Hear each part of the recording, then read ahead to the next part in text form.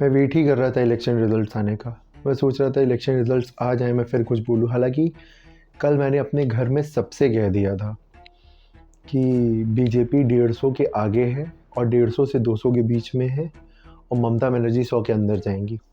कोई ऐसा कोई साइंस नहीं है कि अरे सब कह रहे थे कि नहीं नहीं ममता जीतेंगी, या सब कह रहे थे एक बार कि नहीं नहीं बीजेपी जीती है। नो डाउट बीजेपी जीती है, लेकिन बीजेपी की जीतने के पीछे बहुत बड़ा सिस्टम। नॉट दैट कि नहीं नहीं, मैं वो आर्ग्यूमेंट बाय ही नहीं करता हूँ जिसमें ये कह रहे हैं कि उनके खिलाफ पूरी बीजेपी खड़ी थी, उनके सारे सीएम खड़े थे, उनकी सारी पुलिस खड़ी थी। ना ना ना ना ना, ये खेल थोड़ा पुराना है। जो इसको समझ नहीं पा रहा है ना, वो अभी भी इसी उसमें है कि बीजेपी इलेक्शन जीत रही है। बताओ, लोग इतना प्यार कर रहे हैं, आप लोग कह रहे हैं बीजेपी ये है बीजेपी वो है। ये खेल 2024 से शुरू होता है। होता क्या है कि जब सारा तंत्र, सारी ताकत के बाद भी बीजेपी 240 पे आ जाती है, पूरी ताकत लगाने के बाद, इलेक्शन में इतना पैसा खर्च करने के बाद, विपक्ष के अकाउंट सील करने के बाद, जब ये होता है कि यार अब 240 पे आ गए, अब क्या, उस दिन उसकी आंखें खुलती हैं। बेसिक क्या था कि आप अगर 20-30 सीटों से कम हो जाती बीजेपी 2024 में, 20-30 सीटों से बीजेपी अगर नीचे चली जाती तो आज सब जेल में होते हैं। लाइन से कोई बाहर होता ही नहीं है, कुछ हो ही नहीं रहा होता। ये सब, ये देश बदल चुका होता है। जैसे नेपाल में क्रांति आ गई, पूरी क्रांति आ चुकी होती है इस देश में। पर हुआ उसका कुछ उल्टा कि जैसे भी सरकार बनी, खैर 240 नंबर, सबसे लार्जेस्ट पार्टी वही थी, तो नेचुरल सी बात है कि आगे वही आएगी। और इसलिए नहीं बीजेपी जेल में जाती कि नहीं नहीं विपक्ष आ जाता और ये है वो, ना ना ना ना। इतने अपने आप के इतने गलत काम है, इतने घोटाले, इतनी चीज़ें हैं कि आगे बचने का कोई स्कोप ही नहीं था। भाई आप देखिए ना, 12 साल हो गए, 12 साल से कांग्रेस के परिवार के, गांधी परिवार के एक व्यक्ति को वो जेल नहीं डाल पाए। और चिल्लाते ऐसे थे करप्शन हुआ करप्शन हुआ करप्शन हुआ, लेकिन कोई करप्शन नहीं हुआ। या हुआ तो वो प्रूफ नहीं कर पाए। क्यों नहीं प्रूफ कर पाए भाई? आप 12 साल से सरकार में हैं, मंत्री से लेके संतरी आपकी, पुलिस आपकी, ईडी आपकी, गृह मंत्रालय आपका, रक्षा मंत्रालय आपका, फाइल्स आपके पीएमओ में सारी, एक एक मतलब आप एक दिन कुर्सी से उतर जाइए, फिर देखिए क्या होता है। आप अपनी ही चीज़ों में फंस जाएंगे ना। विपक्ष क्यों आपको वो करेगा? आपने गलत किया इसलिए आप नहीं उतरना चाह रखे। तो जब 240 बीजेपी आ जाती है, तब बीजेपी को समझ में आता है कि हम इतने से रह गए थे, इतना था, इतना डिस्टेंस रह गया था जेल जाने में।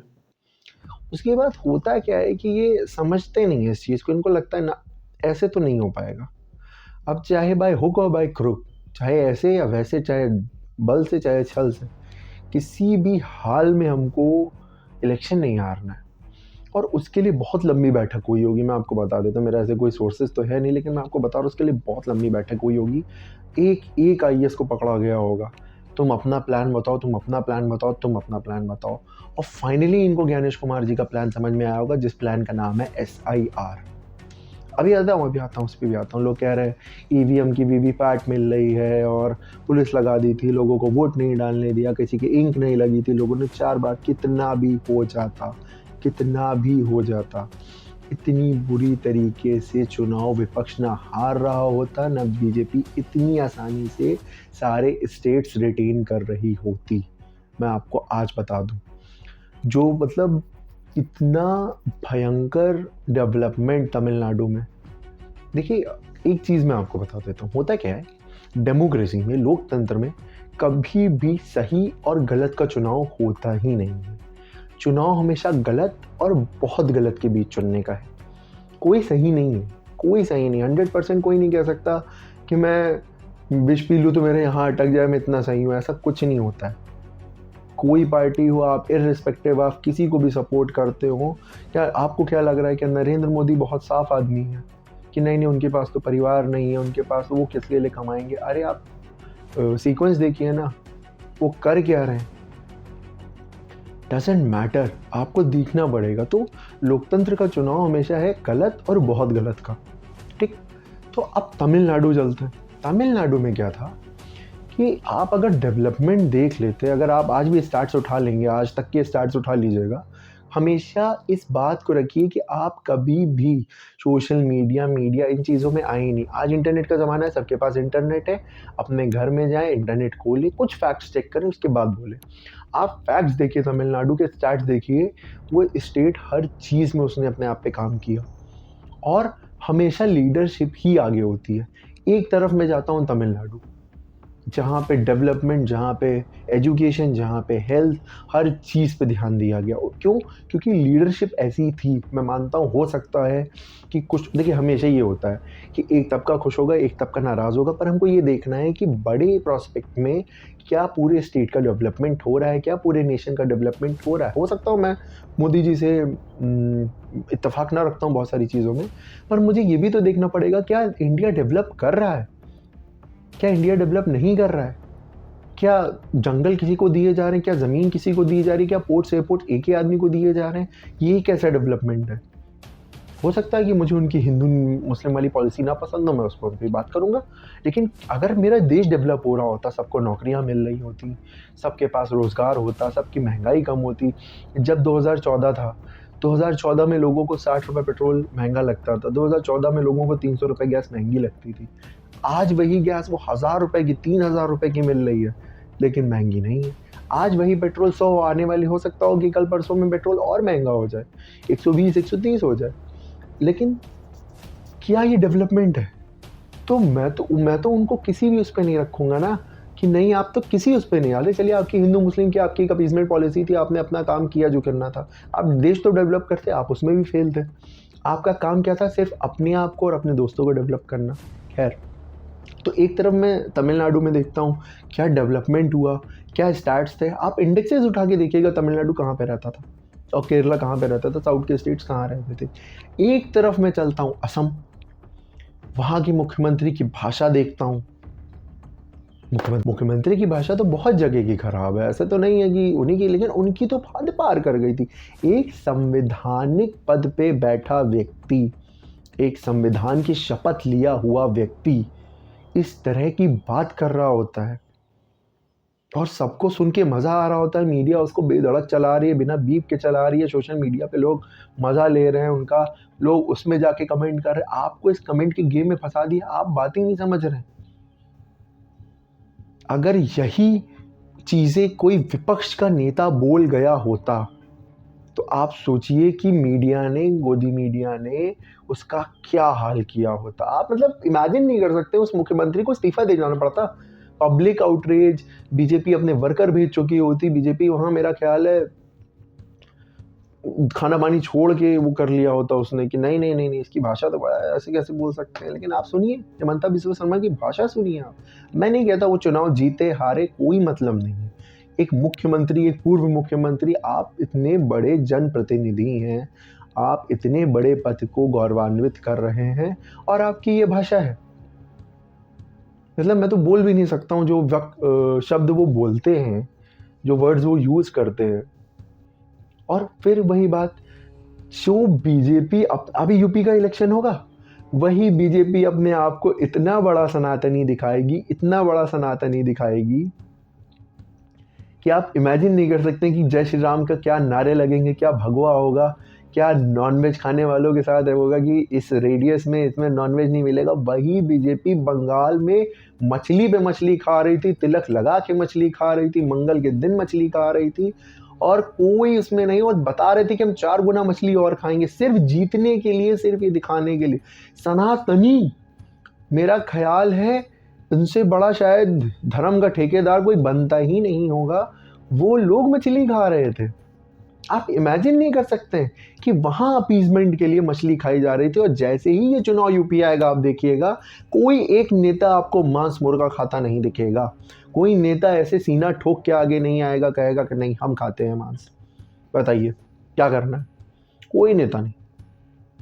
सिर्फ इसलिए मैं जिस तरह से ममता बनर्जी ने चुनाव लड़ा, वो जो तरीका था चुनाव लड़ने का, सिर्फ चुनाव लड़ने की बात कर रहा हूँ, उसके लिए सल्यूट है ममता बनर्जी को। मैं ये नहीं कहता कि ईवीएम हैक थी, मैं इन सब चीज़ों को मानता ही नहीं हूँ।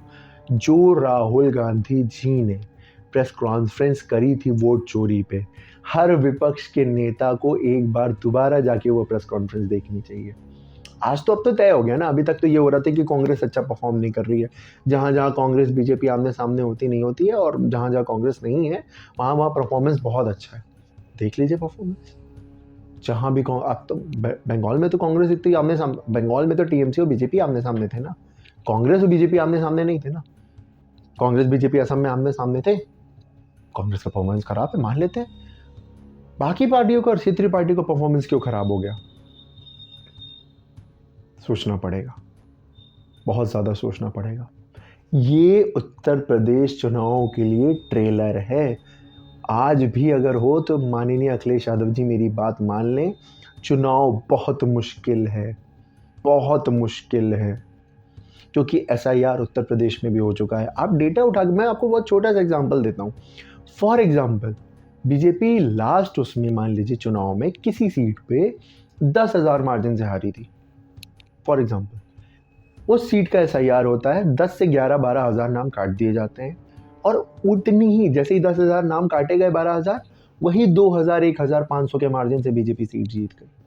अभी शाम तक आ जाएगा कि बीजेपी और टीएमसी के वोट में कितना फर्क था, 2 से 3% का फर्क होगा मैक्स टू मैक्स। 2 से 3% से ज़्यादा जाएगा ही नहीं। हो सकता हूँ मैं 2 से 3% ज़्यादा ही बोल रहा हूँ, इससे ज़्यादा फर्क नहीं आएगा बीजेपी के वोटों में और टीएमसी के वोटों में। वो इतना गजब उन्होंने पकड़ा था ना राहुल गांधी जी ने, एक बार सारे विपक्षी नेताओं को दोबारा जाके वो देखना पड़ेगा। अवध ओझा की बात एकदम सही थी कि अगर 30 स्टेट है, 29 स्टेट है, 8-10 छोड़ देना है विपक्ष के लिए, पूरे विपक्ष के लिए 8-10 छोड़ देने, 21-22 में अपने आप आ जाना है। क्यों आ जाना है? जैसे ही ये सारे तो रिटेन हो जाएंगे तो ये हो जाएगा कि नहीं ईवीएम हैक है, तो फिर तो सब बता देंगे, फिर तो एक नॉर्मल आदमी के पास कोई तर्क ही नहीं बचेगा। जो बीजेपी को भी समर्थन दे रहा होगा, जो बीजेपी को भी सपोर्ट करता होगा, उसके पास तो कोई आर्ग्यूमेंट ही नहीं बचेगा बचाने के लिए कि नहीं नहीं यार मैं क्या बोलूँ। लेकिन जैसे ही 8-10, जैसे आप आज केरला में चले जाते हैं, केरला मैं मानता हूँ बीजेपी वहाँ लड़ी ही नहीं, मैं फिर कह रहा हूँ बीजेपी वहां लड़ी ही नहीं। अगर बीजेपी उतने दम से लड़ी होती तो हो सकता है एक थर्ड फ्रंट बन जाता, कोई बड़ी बात नहीं। तो अब यहां पे अगर आज आप ईवीएम को वो देते हैं तो बीजेपी क्या देगी कि यहाँ केरला में ईवीएम नहीं यूज कर सकते थे हम, क्या जरूरत है हम केरला में ईवीएम यूज कर लेते। इसी लूप में फंसे रहेंगे, कुछ आगे का दिखेगा ही नहीं। क्या होता है ना, ये बहुत बड़े लेवल का खेल, बहुत बड़ा पॉलिटिकल साइंस का मतलब मास्टर आदमी है इनका कोई, मैं कहता हूँ आज कि कोई पॉलिटिकल साइंस का मास्टर आदमी इनका एडवाइजर है। मास्टर मतलब नॉट दैट कि आपने थ्योरी पढ़ी है, ना ना ना ना ना, ये नीचे के कार्यकर्ता लेवल तक की बात ही नहीं है। उनको तो लग रहा है कि मोदी मैजिक है, ये कोई मैजिक नहीं है, ये सिस्टमैटिक प्रॉब्लम है।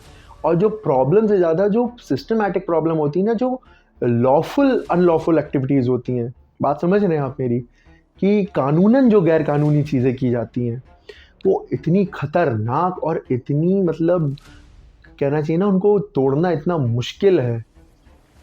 ये वही वाली कानूनन गैर कानूनी चीज़ें हो रही हैं, वो इलेक्शन से ही इलेक्शन में हराएंगे आपको, आप सामने देखेंगे। और आपकी शाम को क्या होगा, शाम को सारी पॉलिटिकल पार्टीज आके कहेंगी जनता का मैंडेट सर आंखों पे, जनता का मैंडेट, हम समीक्षा करेंगे। आप समीक्षा करते रह जाएंगे, आप जीवन भर समीक्षा करेंगे। आप समीक्षा गलत तरह से कर रहे हैं।